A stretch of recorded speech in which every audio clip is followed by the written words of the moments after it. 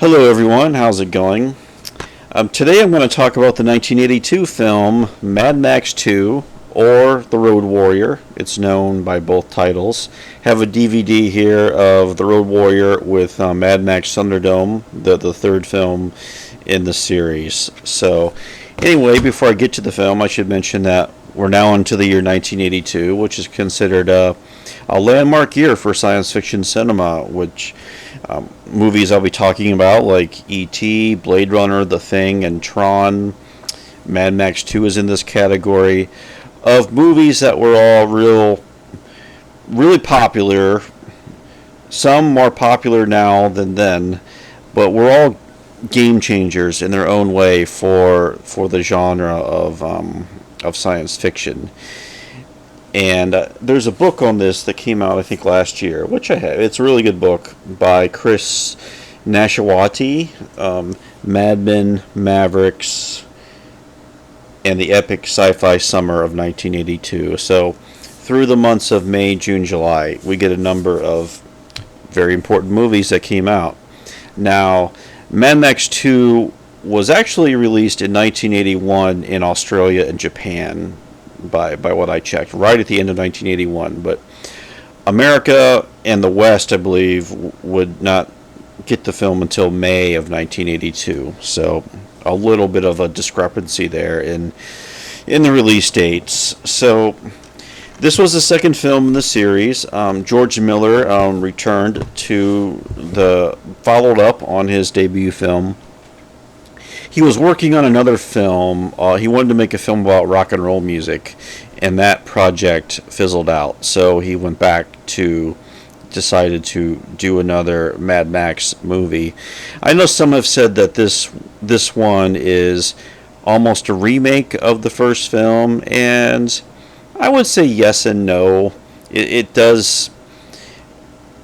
I guess the big difference between the two is that this film is post-apocalyptic, where in the prologue over the opening credits, we learn about the fuel depletion and how the world has really fallen apart in a short amount of time.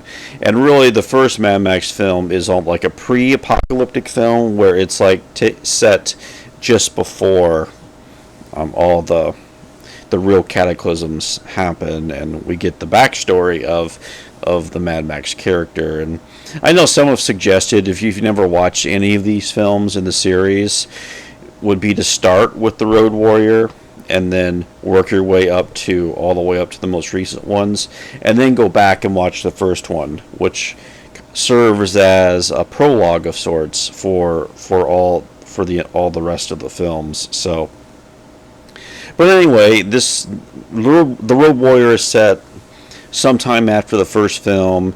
Max is now a wanderer. He roams the countryside looking for fuel and food.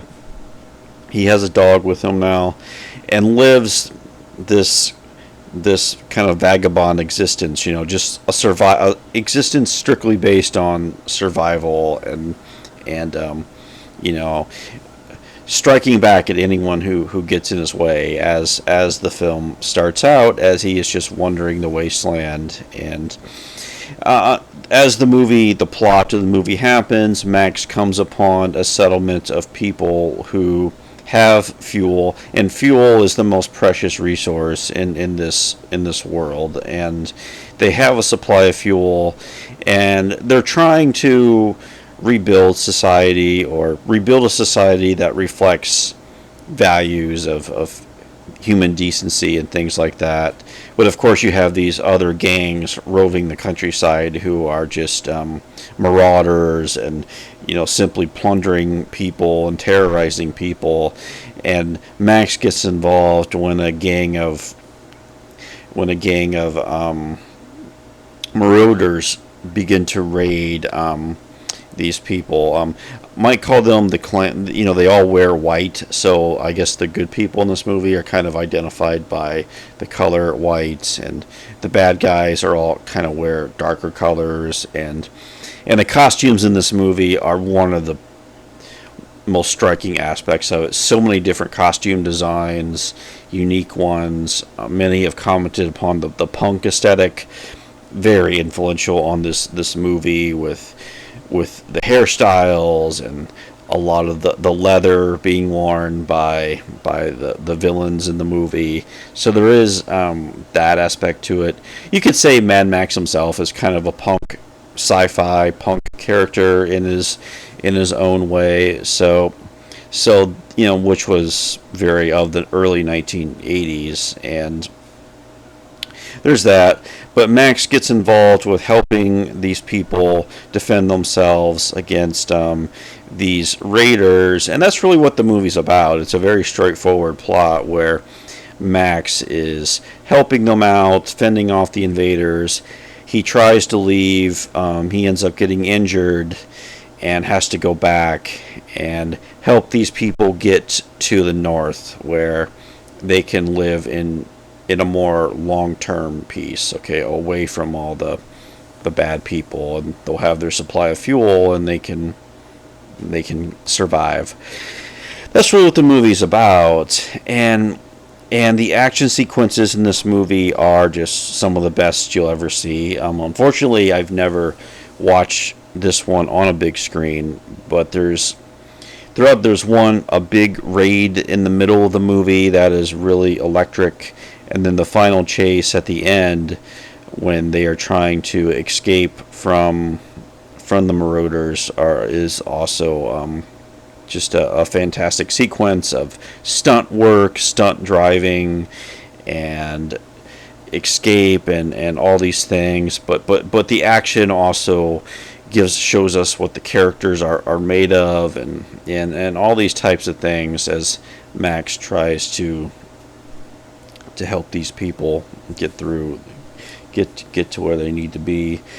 Yeah, the visual style of this movie is great. I mean, just the way George Miller, so much blue skies are in this film, and the combination of the blues and then the oranges and browns of the wasteland that we're in, where you really do feel like we're in this alien environment of what the world will look like after such a situation. So it's just the visual style is great. The use of color and the cinematography builds off the first film, but I really think it goes to another level in this movie, and we're introduced to many more colorful characters in this movie, and new vehicles, new characters, all that type of thing that Max encounters in this film. Like there's the gyro captain who flies this sort of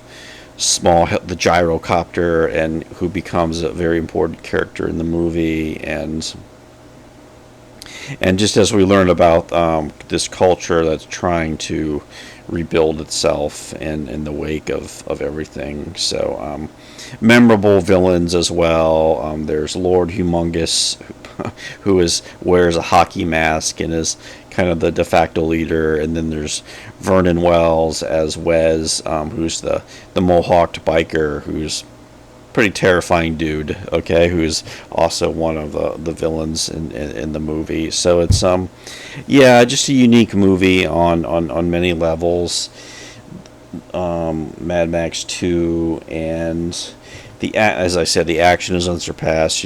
Raiders of the Lost Ark had the famous chase the year before, but I think the chase in this movie almost takes it to another level as far as just the visual style and the stunt work and everything. So this clearly show that George Miller was a force to be reckoned with action cinema. Of course, he would do one more Mad Max film in the 80s and then not return to the franchise until many, many years later. But this was, if the first film showed a bunch of promise, this film was like a real, a serious statement from George Miller on what he could do with the camera. So